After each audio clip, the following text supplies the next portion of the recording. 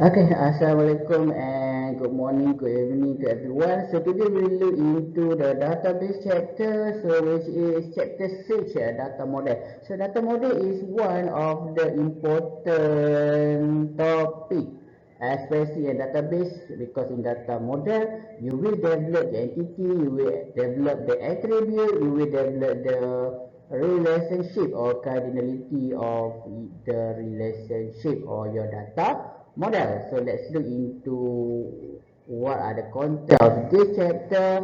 So after completing this chapter, you should be able to discuss what is data modeling and why data model are very important. Describe the basic data modeling building block, define what is business rule are and how they influence the database design, understand how the major data model are evolved, list imaging alternative data model and limit they fulfill, and explain how data model can be classified by the level of abstraction. So what is actually a data model? So data model is creating a specific data model for a determined problem domain. So data model is the simple representation of complex real-world data structure useful for supporting a specific problem domain. And model is the abstraction of more complex real-world object or event. So mean that whenever you have problem or whenever you want to develop something, you need to put it into a model, into a writer model, into a piece of paper. Okay, for example, let's say you want to develop an information system for an e-commerce. Okay, e-commerce information system. So you need to understand the problem. You need to understand the environment that involved within the proposed information system. For example, in e-commerce, what will you have? First, you will have customer. So customer will become one entity, and then you will have product. So product you have another entity, and between customer and product you will have order. So order will be the third entity. After order you will have payment. So payment will be the fourth entity. And after payment you will have, or sometimes you will not have, delivery. So that will be the fifth entity. And perhaps for the product you will have category. That will be the sixth entity. So this environment, this entity will be converted into a data model and will have a relationship. So this relationship will ensure that there is no duplication of data and it will be easy for you to access your data and so on. So why data model is very, very important? First, to facilitate communication. Okay, second, to give various view of database, organize data for various users, and provide an abstraction for the creation of a good database. So by doing the data model, by looking into data model, you can communicate with your stakeholder. So the most important thing here is to get the approval, to get the agreement from the stakeholder. And then whenever you are doing this thing, you are doing the information system development, you develop the system based on the thing that you have agreed with your stakeholder. So that you have your content of the database, you have the content of your project development. So anything that outside of the system will not be considered. Okay, so what is data model's basic building block? So we have first entity. So this entity can be person, can be place, can be thing, event, or about which data that will be collected and stored. Okay, and the entity we have the attribute we have a relationship, and thus we have a constraint to ensure no duplication, and only you will have a good data that be inserted into the system. So what is entity? Like we have discussed previously, entity is something that describes the environment. Okay, for example, let's say you want to develop a system for students to access their result. Okay, you want to develop a system so that students can access their result. So what will be the entity of the system? First will be the student. Student will be the first entity. And then the second entity will be the result. Okay, so student and result. So you have two entities now. First is student, second is result. And then this entity will have attribute. So what is attribute? Attribute is characteristic of the entity. So for student, what is the attribute for student? First, you need to have the primary key. Okay, what is a primary key? Primary key something that is unique to this entity. For example, for student, what is the thing that is unique for student? You can have two. The first will be the IC number. IC number is very unique to everyone. Second will be the student ID. And you will have another supporting attribute such as name, age, email, phone, parent name, parent email, parent phone, and anything that related to the student. So that will be the attribute. And then for the exam, so what are the attribute for the exam? So that will be similar. Okay, and then you will have a relationship. So you will have one to many, many to many, and one to one. Okay, for example, one to many. Okay, student and result. One student can have many results. So that will be one to many. So when you have one to many, the primary key in one will become the foreign key in many. That we will look later in another chapter. Okay. And then result to student. One result can only be owned by one student. Okay, so the relationship will be one to many. Okay, for many to many, okay, for example, let's say customer and product.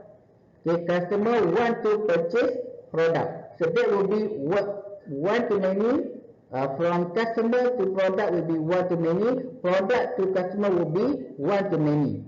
So that will create many to many. So when you have many to many, you will have a bridge in the middle of the relationship. So those middle, those bridge or the middle relationship, we call it as a weak entity. Okay. For example, order or purchase. So order or purchase will become the third entity between many to many. And then you can also have one-to-one. When one-to-one PK in one entity will become the foreign key in another entity, and vice versa.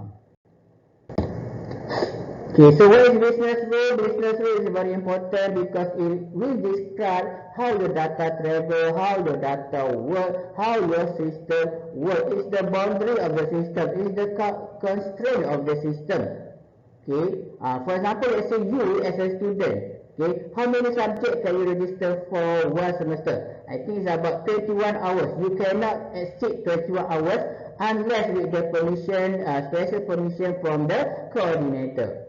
Okay, and if you fail a subject, you can take the subject in the subsequent semester. And there's still a lot of rules. There's still a lot of rules that need to be understand about the system that you want to develop. Okay, so business rule is very, very important. And such a business rule, it could be from the company manager, policy maker, department manager, writing documentation, also direct interview with the end user. Okay, so all these things will provide the foundation of the business rule. Okay, so I think for this one, the most easiest way is you need to look into the written documentation, because written documentation will show you the actual process or flow of the organization. Okay, and also you can look into the workflow, or we call it cara kerja. Okay, cara kerja. Usually in government agency, they have this file of workflow or cara kerja. So this thing will help you to develop your system, to develop your database design. And when you need to identify business rule, you need a standardized overview of the data, okay, company view of the data. You can facilitate communication, and also the most important thing, you can assist designer, because designer, they are on the blank. They don't know about the organization. Okay, only those from organization can provide them the boundaries, the constraints, the thing that they want to have in this database. If you don't talk to them, if you don't know what they want with the system, so you will need to understand they will not be using your system, they will not be using your database design. So the easiest way, you need to have the agreement with the stakeholder of the organization. It will help you as a designer a lot. And how you need to name actually carry this. So baseline will set the stage for proper identification of entities, attribute, relationship, and constraint. Okay, like I say, everything is available via interview, okay, via observation, okay, via document observation, document reading. Especially you need to get the approval, you need to get the agreement from the organization, from the stakeholder of the organization. And then by understanding the business way, you will understand what are the things that they want to accomplish, what are the important data that move throughout the organization. Okay, by identifying the important data, so you will understand what are the required entities that need to be in your data model. And also the relationship, it could be bidirectional. You need to ask a question to identify the relationship type. For example, how many instead of B are related to 1 instead of A, or how many instead of A are related to 1 instead of B. And then you can develop your relationship either 1 to many, many to many, or 1 to 1. And determine requirements. So I would like to suggest that you have using one character only instead of 2 characters. If you need to use 2 characters, you use the underscore. And use terminology that familiar to others. Do not use a jargon word. And for sure, don't use a dialect. Okay, for example, dialect Kelantan, dialect Kedah, Negeri Sembilan, something that only those that are familiar with those languages understand. So others that are not familiar with language will not understand those things. And attribute, you need to put as much as possible all the needed attribute for the entity. The easiest way, look into the manual form. Okay, look into the manual form and translate them into your attribute. And proper naming, like I mentioned, you need to name something that easy for others to understand, also for yourself to understand. Alright, so I think that's all for this topic. So as a summary, you need to understand what data model is and what are the important building block of data model, which is the entity, attribute, relationship, and also the constraint.